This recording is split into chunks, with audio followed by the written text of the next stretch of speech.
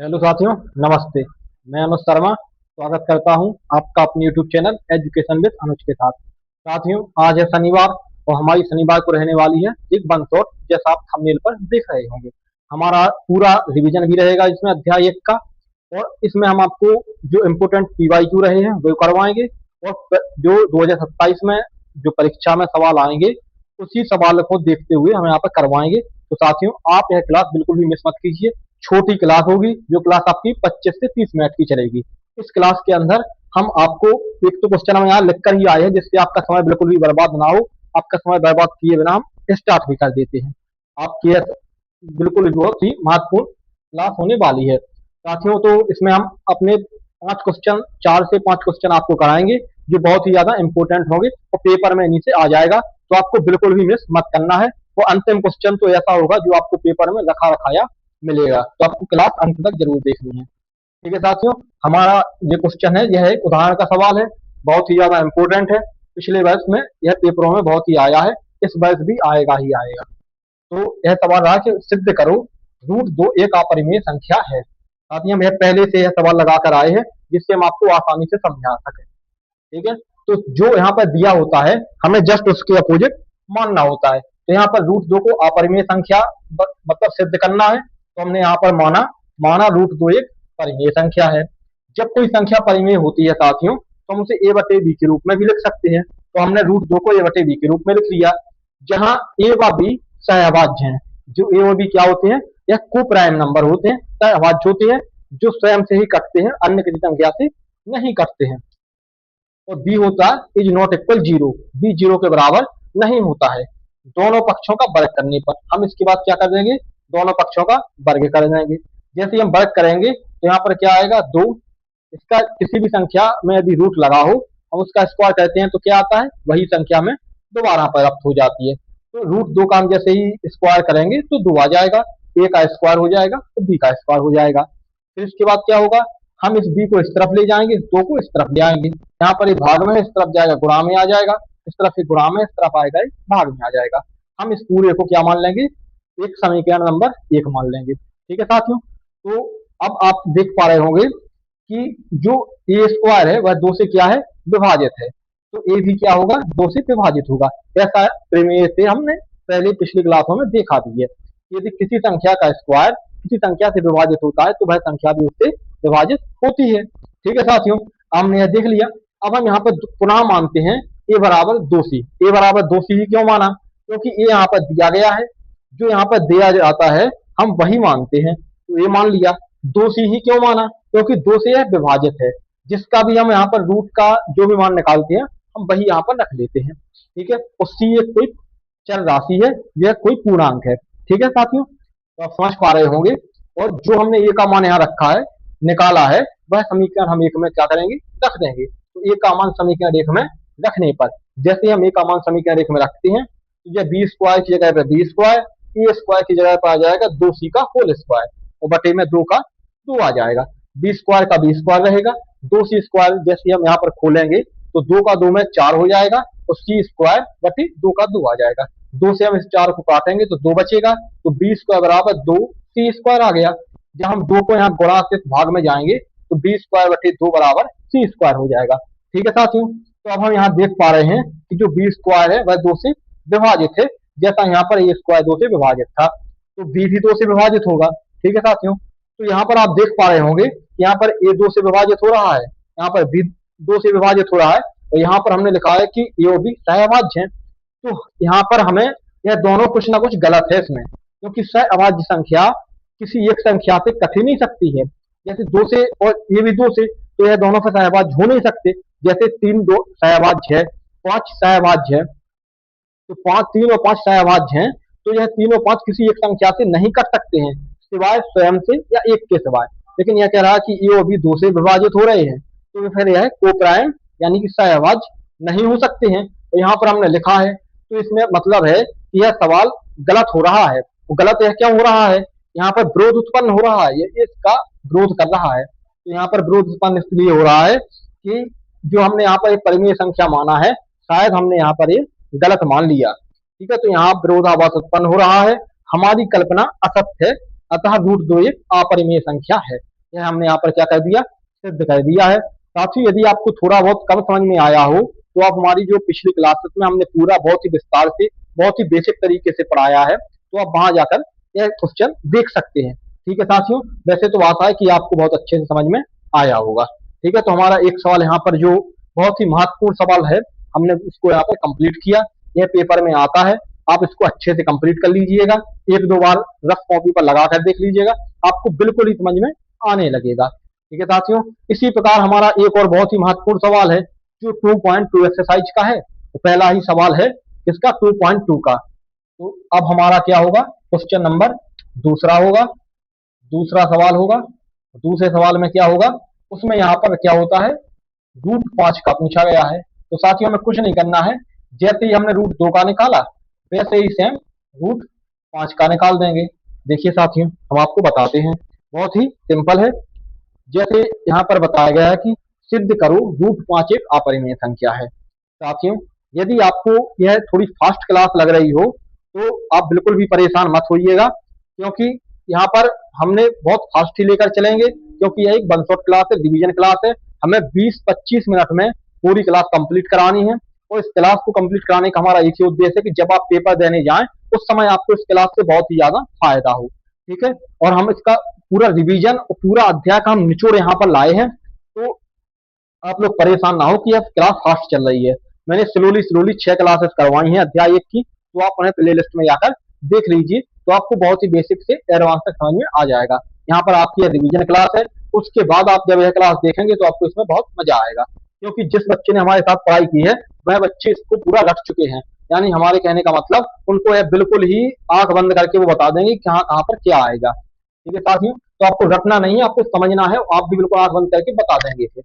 तो जैसे यहाँ पर आता है क्वेश्चन कि सिद्ध करो रूट 5 एक अपरिमेय संख्या है, तो हमने क्या कहा, सबसे पहले इसको अपोजिट मानना है। तो यहाँ पर क्या हो जाएगा, रूट 5 हो जाएगा। माना रूट 5 एक परिमेय संख्या है। हम ऐसा इस वजह से कर रहे जिससे आपका समय बर्बाद ना हो। हमें कुछ नहीं, हम दोबारा मिटा के लिख सकते हैं, लगा सकते हैं। हम 4 बार यह सवाल पहले भी लगा चुके हैं आप ही लोगों की क्लास में, तो हमें कोई प्रॉब्लम नहीं है। सिर्फ हम तो इस वजह से ऐसा कर रहे हैं कि उसी में हम सवाल को मिक्स कर ही दे रहे हैं, इसी का मान हटा हटा के लगा दे रहे हैं, क्योंकि आप लोगों का समय बचे। वो सवाल सेम ही है, इस वजह से हम ज्यादा उसमें दिक्कत नहीं आने दे रहे। तो माना रूट 5 एक परिमेय संख्या है। वैसे जब रूट 5 परिमेय संख्या है तो हम यहाँ पर रूट 5 को a/b के रूप में भी लिख लेंगे, जहाँ ऐसा ही रहेगा। ये वही सहवाज होगा, b इज नॉट इक्वल 0। फिर दोनों पक्षों का जैसे ही हम वर्ग करेंगे तो यहाँ पर क्या आ जाएगा, 5 का 5 आ जाएगा, जो रूट के अंदर है वो यहाँ पर आ जाएगा। 5 बराबर a² अपॉन b²। जैसे b² अपॉन, तो यहाँ पर ये वाला जो है 2, यहाँ पर 5 इसके नीचे आ जाएगा। जैसे ही 5 इसके नीचे आएगा एक समीकरण हो गया। तो a² क्या हो गया है, 5 से विभाजित। हम ऐसा इसलिए कर रहे हैं क्योंकि आपको दिक्कत ना आए उस सवाल और इस सवाल में। आप एक सवाल सीख जाएंगे, आपको दोनों सवाल आराम से बनने लगेंगे। तो ये स्क्वायर 5 से विभाजित है, तो ये भी क्या होगा, 5 से विभाजित होगा। तो यहाँ पर हम 5 लिख देंगे। जैसे ये 5 से विभाजित होगा तो हम यहाँ पर एक पुनः संख्या मानते हैं, तो ये हम यहीं से मान लेते हैं। जब 2 सी माना था, अब यहाँ पर 5 दिया गया है, तो अब हम क्या मान लेंगे, 5 सी। ठीक है साथियों, यह जो आपकी क्लास है परीक्षा के टाइम पे आपको बहुत ही ज्यादा फायदा दिलाएगी। और हम यह आपसे दावा भी करते हैं, 100% बोलते हैं, ऐसा यूट्यूब पर खुला आके कोई बोलता नहीं है, लेकिन हम आपसे बोल रहे हैं कि यदि बोर्ड एग्जाम में सवाल अध्याय 1 से आएगा तो वह इसी क्लास से आ जाएगा। ठीक है साथियों, तो अब ए का मान समीकरण 1 में रखने पर, जो हमने ए का मान यहाँ पर 5 सी माना, इसको समीकरण 1 में हम जैसे ही रखेंगे तो यहाँ पर हमने क्या रखा था, b² का b², और ए स्क्वायर की जगह पे क्या आ जाएगा, 5 सी, नीचे क्या आएगा, 5 आ जाएगा। ठीक है साथियों, तो यहाँ पर हम लिख देंगे 5 सी, यहाँ पर हम लिख देंगे 5। जैसे ही यहाँ पे 5 लिखेंगे तो यहाँ पर हमारा क्या आ जाएगा, b² बराबर 25 सी²। 25 सी² बटे 5। इस 5 से हम इसको काट देंगे 25 को, तो यह 5 बार कटेगा। तो यहाँ पर आ जाएगा b² अपॉन बराबर 5 सी²। जैसे ही 5 सी² यहाँ आया तो यह 5 b² के नीचे आ जाएगा, तो b² अपॉन 5 बराबर सी²। तो हम यहाँ पर देख पा रहे हैं कि b² कितने से, 5 से विभाजित है। सेम सवाल है, बस सिर्फ संख्याएं बदलनी है, 2 की जगह पर 5 करना है ओनली। तो बी स्क्वायर 5 से विभाजित है, तो बी भी 5 से विभाजित होगा। और फिर यहाँ पर वही संख्या, वही आ गया है दिक्कत कि ए भी विभाजित हो रहा है 5 से और बी भी 5 से विभाजित हो रहा है। तो यहाँ पर ये दोनों ही को प्राइम है, दोनों सहभाज्य हैं, तो एक संख्या से ये दोनों विभाजित नहीं हो सकती हैं। तो हमारी गलती क्या है? हमारी सिर्फ इतनी गलती है कि हमने यहाँ पर परिमेय संख्या गलत मान लिया है, इसी वजह से ऐसा हो रहा है। तो हम लिखते हैं कि यहाँ विरोधाभास उत्पन्न हो रहा है, हमारी कल्पना असत्य है, अतः √2 एक अपरिमेय संख्या है। ठीक है साथियों, हम अपने बहुत ही जल्द 2 सवाल कंप्लीट कर चुके हैं। अब हमारे 3 सवाल और हैं जो इस अध्याय के बहुत ही महत्वपूर्ण सवाल हैं जो पेपर में आते हैं। इन्हीं 5 सवालों में से इस अध्याय से सवाल आपका पेपर में आ जाएगा। ठीक है साथियों, तो आप यह सवाल देख चुके होंगे, आपने नोट भी कर लिया होगा। आप एक दो बार इसका रिवीजन कीजिए, आपको बिल्कुल ही बनने लगेगा। ठीक है, यदि आप और विस्तार से पढ़ना चाहते हैं तो आप हमारी जो क्लासेस चली हैं, अभी तो हमारा अध्याय 2 स्टार्ट हो गया है, और आप हमारे आरंभ बैच से जुड़ जाइए और आप रेगुलर क्लासेस लीजिए। यह कोर्स नवंबर तक समाप्त हो जाएगा, फ्री ऑफ कॉस्ट, जो फ्री है बिल्कुल यह कोर्स, और नवंबर तक हमारा समाप्त हो जाएगा। उसके बाद हम बहुत ही अच्छे तरीके से अपना रिवीजन करेंगे, PYQ लगाएंगे, और विकल्प भी बहुत अच्छे से हम आप देख लेंगे, और कोशिश करेंगे कि इसमें से जो है कि हमारे उसमें से आएगा तो 100 ऑफ 100 ही उसमें एग्जाम में, और आप लोग भी 100 आउट ऑफ 100 कर पाए। ठीक है साथियों, चलो हम आपको यहाँ पर नया सवाल लगा देते हैं जो बहुत ही ज्यादा महत्वपूर्ण सवाल रहने वाला है पेपर की दृष्टि से। ठीक है साथियों, तो अब हमारा यह सवाल होगा जो महत्वपूर्ण है, क्या है? यह प्रश्नावली 1.2 का एक्सरसाइज 1.2 का क्वेश्चन नंबर तीसरे का दूसरा सवाल है। क्या है? ज्ञात कीजिए, सिद्ध कीजिए कि निम्नलिखित संख्याएं अपरिमेय हैं। यहाँ पर क्या सिद्ध करना है हमें? ये हमारा तीसरा सवाल रहेगा, और यह भी यहाँ पर जितने भी सवाल सब महत्वपूर्ण सवाल हो रहे हैं, इसलिए यहाँ पर हमें महत्वपूर्ण लिखने का कोई आवश्यकता नहीं है। यहाँ पर हमें सिद्ध करना है कि 7√5 एक अपरिमेय संख्या है। क्या है? अपरिमेय संख्या है, सिद्ध करो। सवाल क्या यह दिया गया है, सिद्ध करो, सवाल दिया है। तो हम आपको बता चुके हैं कि जो दिया गया है उसका हमें जस्ट अपोजिट मानना है। तो हम यहाँ पर क्या मान लेते हैं? माना। हम यहाँ थोड़ा फास्ट चल रहे हैं, तो साथियों यदि आपको फास्ट लग रहा हो तो आप हमारी वीडियो देख सकते हैं। आपको सेशन पसंद आ रहा हो तो आप लाइक कमेंट भी कर सकते हैं बिल्कुल, और कमेंट बॉक्स में आप बता सकते हैं कि आपको क्लास कैसी लग रही है। ठीक है साथियों, और आपको लगे तो आप चैनल को भी सब्सक्राइब कर सकते हैं साथियों, लेकिन यह सब कंपलसरी नहीं है। आपका हमारे साथ कंटिन्यू पढ़ते रहना यह कंपलसरी है।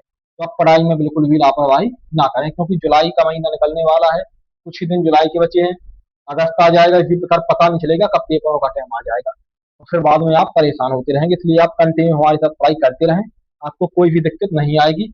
आप अगर अच्छे से पढ़ते हैं तो आपके 100 आउट ऑफ 100 भी आएंगे। ठीक है, जब यह एक परिमेय संख्या है हम उल्टा मान लेते हैं तो इसको हम P/Q के रूप में भी लिख लेते हैं, या फिर A/B के रूप में। ए व बी क्या है? जहां ए व बी सहभाज्य है, जहां ए व बी सहभाज्य है, और B is not equal 0, B 0 के बराबर नहीं है, क्योंकि बी 0 के बराबर होगा तो फिर हमारा मान अपरिभाषित निकलेगा, तो इसलिए बी बराबर 0 नहीं है। अब हमें क्या करना है? वही जो हम तब में करते हैं कि इस 7 को हम इस तरफ लाएंगे, तो हम जैसे ही इसको इस तरफ लाएंगे तो यहाँ पर बचेगा √5 बराबर ए, इस तरफ है यह गुणा में, इस तरफ आएगा तो यह हो जाएगा भाग में। जैसे यह भाग में होगा तो यहाँ पर हमें क्या प्राप्त होगा? यह एक हमें अपरिमेय संख्या है, यह एक परिमेय संख्या है, हमें यह एक परिमेय संख्या प्राप्त होगी। और जब यह एक परिमेय संख्या है तो हम आपको पहले ही कॉन्सेप्ट में बता चुके हैं कि एक परिमेय संख्या और एक अपरिमेय संख्या कभी बराबर नहीं होती है। तो ऐसा क्यों हो गया है? यह बराबर हो रही है, तो यह इस वजह से बराबर होगी क्योंकि हमने यहाँ पर परिमेय मान लिया है। तो जब हमने इसको परिमेय मान लिया है तो यह परिमेय के बराबर हो रही है, इसलिए यह एक परिमेय नहीं हो सकती है। ठीक है साथियों, तो यह कैसी होगी? एक अपरिमेय संख्या होगी। तो हम यहाँ पर लिखते हैं क्या कि हम जानते हैं हम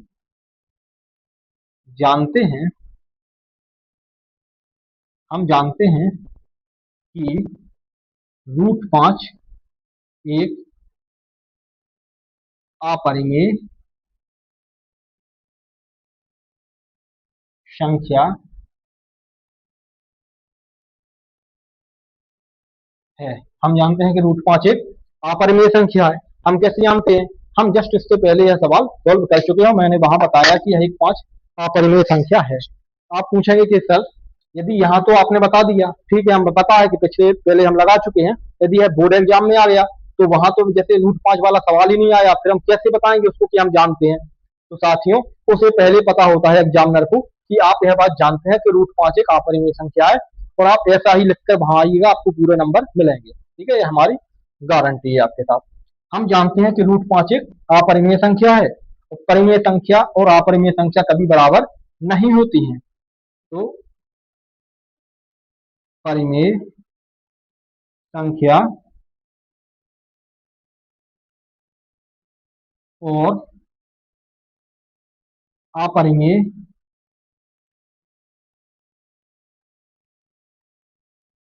संख्या बराबर नहीं होती हैं। नहीं होती हैं। ठीक है साथियों, तो परिमेय और अपरिमेय संख्या बराबर नहीं होती है। ये हम आपको कॉन्सेप्ट भी लिखा चुके हैं, लेकिन आपको इस सवाल में ऐसा लिखना भी पड़ेगा। तो अब यहाँ क्या कहते हैं कि हमारी कल्पना असत्य है। अब हम लिखते हैं यहाँ पर क्या कि हमारी कल्पना असत्य है, और अतः अतः 7√5 एक अपरिमेय संख्या है। अतः 7√5 एक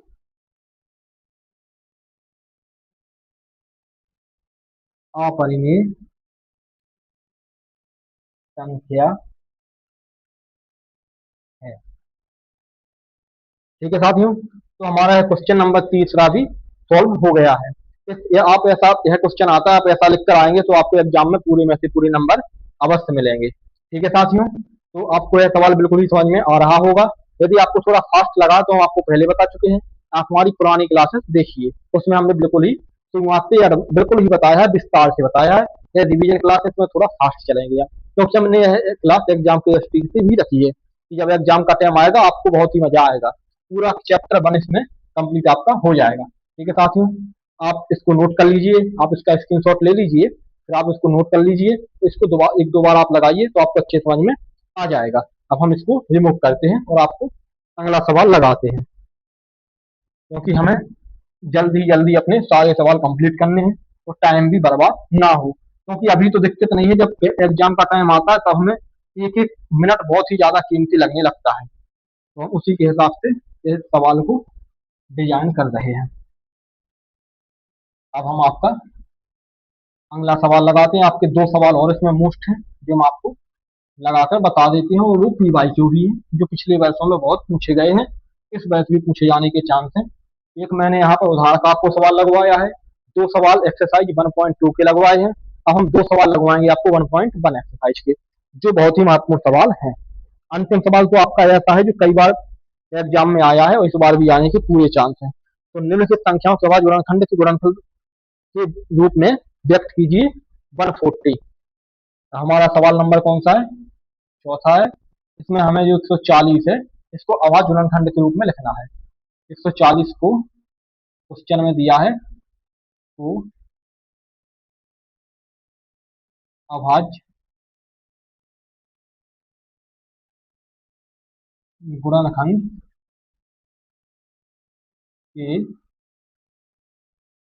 रूप में लिखिए। साथियों, हम क्लास में अभी आपको बता चुके हैं कि अभाज्य गुणनखंड ऐसे गुणनखंड कहलाते हैं जिस संख्या से हम इसको तोड़ेंगे उस संख्या का भाग अपने सिवाय और किसी संख्या से नहीं कटेगी। मतलब वह संख्या क्या होगी? अभाज्य होगी। जैसे हम इसको 2 से तोड़े, 3 से, 5 से, 7 से, यह सब कैसी हैं? अभाज्य संख्या है। तो हम इसी को ऐसे एक संख्या से यहाँ पर तोड़ते हैं। ठीक है साथियों, तो हम इसको सबसे पहले 2 से, क्योंकि इसमें पीछे 0 दिया है, तो यह 2 से भाग चला जाएगा, इसमें 70 आएगा। फिर 2 से यहाँ पर 35 आएगा। फिर इसको हम, सॉरी, 5 से कटेगा अब यह सीधा, तो यहाँ पर 7 आ जाएगा। और इसके आगे यह 7 से तो 1 आ जाएगा इसमें। ठीक है साथियों, तो हम यहाँ पर लिखेंगे 140 के अभाज्य गुणनखंड। 140 के अभाज्य गुणनखंड।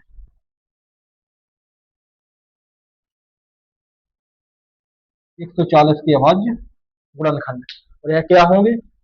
यह होंगे 2 गुणा 2 गुणा 5 गुणा 7। हम इसको एक रूप और लिख सकते हैं। क्या लिख सकते हैं?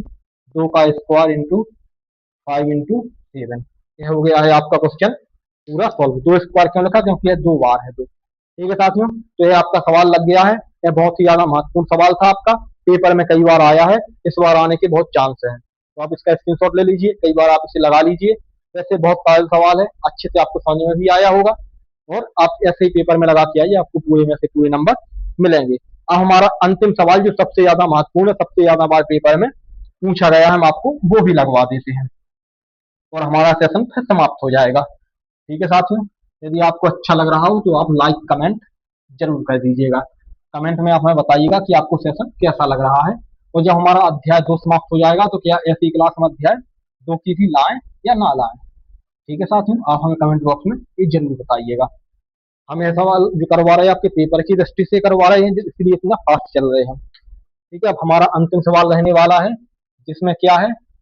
जिसमें हमारा जो HCF है, वो HCF दिया गया है कितना? 305 और 657 का कितना दिया है? 9 दिया है। और हमें यहाँ पर LCM 305 और 657 का निकालना है। ठीक है साथियों, तो यह सवाल बहुत ही ज्यादा मोस्ट रहा, कई बार पेपरों में आया है, तो इस बार भी आने के इसके पूरे चांस है, और सवाल पेपर में हमारे हिसाब से तो आएगा ही आएगा। ठीक है, तो अब हम इसको करते हैं बहुत ही अच्छे तरीके से, हम इस सवाल को करते हैं। 305 नहीं है, सॉरी, 306 है यहाँ पर। यहाँ पर क्या है? 306, तो यहाँ पर भी 306 है। ठीक है साथियों, 306 दिया है, तो हम इसको करते हैं, और बहुत ही आपका अच्छे से हम आपको यह बताएंगे। आपका अंतिम सवाल है, और हम क्लास में भी इसको करा चुके हैं। पहले हमने डेमो दिया था, उसमें भी हमने आपको यह कराया था। आज भी हम इसको करा रहे हैं, तो आपको बहुत ही अच्छे से यह सवाल देख लेना है, क्योंकि यह सवाल पेपर में निश्चित ही आएगा। ठीक है साथियों, तो अब हम यहाँ पर, हमें पता है कि यह दिया है और यह हमें निकालना है, तो हम सबसे पहले यहाँ पर क्या है, सॉल्व करते हैं। तो आपको तो ऐसा लिखना है कि दिया है इतना बराबर, आपको सवाल जो भी दिया रहेगा वह तो उसमें दिया रहेगा, आपको सीधा सॉल्व करना है। तो आपको यहाँ पर दिया है में है लिखना है। कैसे?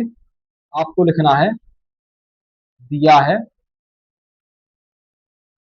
HCF बराबर 9 और LCM बराबर ज्ञात करना है। तो 306 और 657 में क्यों नहीं लिखे? इनको लिखना कंपलसरी नहीं है, हम बाद में आंसर में पूरा बहुत ही अच्छे से लिख देंगे, आप इसको ऐसा भी लिख सकते हैं। ठीक है साथियों, यह तो सिर्फ इस वजह से ऐसा दिया जाता है क्योंकि आपको सवाल समझ में आ जाए कि इन दोनों संख्याओं का ही LCM और HCF निकालना है। ठीक है साथियों, इतना दिया है। अब हम यहाँ पर क्या करेंगे? हम यहाँ पर लिखेंगे सूत्र, तो सीधा हम सूत्र लिख के यहाँ पर हम लिखेंगे फॉर्मूला। फॉर्मूला हम आपको लिखवा भी चुके हैं। क्या है? पहली संख्या गुना दूसरी संख्या बराबर में LCM इंटू HCF, यानी कि पहली संख्या गुणा दूसरी संख्या बराबर HCF इंटू LCM। ठीक है साथियों, तो इस पहली संख्या को हम कभी ए लिख देते हैं, इसको बी लिख देते हैं। दूसरी संख्या को ए का मान 306 और बी का मान 657 लिख देते हैं। या फिर पहली संख्या 306 और दूसरी संख्या 657, आप लोग समझ गए होंगे। आप जैसा आपको अच्छा लगे आप वैसा लिख सकते हैं। तो हम यहाँ पर क्या लिखेंगे, 306 गुणा 657 बराबर HCF 9 दिया है, एलसीएम हमें निकालना है, तो एलसीएम का एलसीएम लिख देंगे। हम यहाँ पर एलसीएम लिखते हैं, एलसीएम बराबर क्या लिखेंगे, 306 दिया है इसको SI 657 का 657 और बटी में 9 आ जाएगा। क्यों, क्योंकि इस तरफ है गुणा में था तो इस तरफ आएगा भाग में आएगा। इस पक्ष को हमने यहाँ लिख दिया, इस पक्ष को हमने यहाँ लिख दिया। ठीक है, पक्ष बदलने से कुछ नहीं होता है क्योंकि दोनों बराबर हैं, किसी को भी आगे पीछे लिख सकते हैं। तो हम क्या करेंगे, हम इस 9 को इससे काट लेंगे। तो हम जैसे ही 9 से काटते हैं तो 9 की 27, 9 चौकी 36, 34 बार कटता है। तो अब हम इसको अच्छे से लिख लेंगे। अभी एक बार और हम यहाँ पर ऐसा लिख देते हैं कि एलसीएम बराबर 34 इंटू 657। अब हम लिख देते हैं यहाँ पर एलसीएम 306 और 657 बराबर कितना आएगा, 34 का हम इसमें भाग देंगे तो हमें प्राप्त होगा 22, 33 और 8। यह हो गया है क्या, आपका आंसर। तो साथियों, यह सवाल जो बहुत ही ज्यादा महत्वपूर्ण सवाल था, यह बस थोड़ा सा ही सवाल, छोटा सा ही सवाल था, किंतु यह बहुत ही ज्यादा महत्वपूर्ण है। पेपरों में आता है, कई बार पूछा गया है, इस बार भी पूछे जाने के पूरे पूरे चांसेस हैं, इसलिए हमने आपको यह सवाल करवा दिया है। और साथियों, जो यह हमारा सेशन है, यह सेशन की कीमत आपको जब आप एग्जाम देने जाएंगे तब आपको पता चलेगी। ठीक है साथियों, तो आज तक के लिए हम इतना ही रखते हैं। सेशन हमारा भले ही छोटा है किंतु बहुत ही ज्यादा इसमें मुफ्त मुफ्त सवाल है, PYQ हमने करवाए हैं। ठीक है साथियों, तो अब यदि आप हमसे और कुछ भी पढ़ना चाहते हैं तो आप हमें कमेंट बॉक्स में बता दीजिए। और यदि आप अध्याय 2 की भी ऐसी सवाल, ऐसी मतलब क्लास चाहते हैं तो आप हमें वो भी बता दीजिए। अगले सैटरडे को हम अध्याय 2 के भी करवा देंगे, क्योंकि अध्याय हमारा 2 क्लास में चलने लगा है। यदि आप आरंभ बैच से ना जुड़े हों तो आप उससे जुड़ जाएं, जिसमें रेगुलर 7 बजे हमारी लाइव क्लास चलती है। ठीक है साथियों, तो आपको उससे जुड़ जाना है और आपको हमें कमेंट बॉक्स में बताना है कि क्या आप ऐसी क्लास जो अध्याय 2 की है वह चाहते हैं, तो हम वो भी लेके आएंगे। ठीक है साथियों, जब तक के लिए जय हिंद, नमस्ते।